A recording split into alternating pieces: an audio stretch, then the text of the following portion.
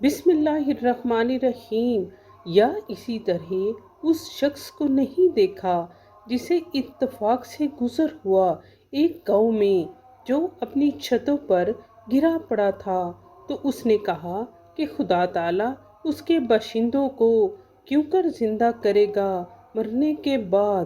تو خدا تعالیٰ نے اس کی روح قبض کر لی، 100 برس تک اس کو مردہ رکھا، پھر اس کو جلا اٹھایا اور پوچھا، تم کتنا عرصہ مرے رہے ہو؟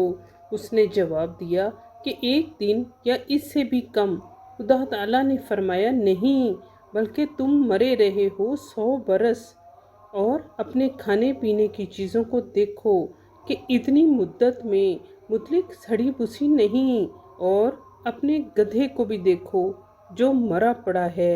غرض ان باتوں سے یہ ہے کہ ہم تم کو لوگوں کے لیے اپنی قدرت کی نشانی بنائیں، اور دیکھو وہاں گدھے کی ہڈیوں کو کہ ہم ان کو کیوں کر جوڑ دیتے اور ان پر کس طرح گوشت پوش چڑھا دیتے ہیں۔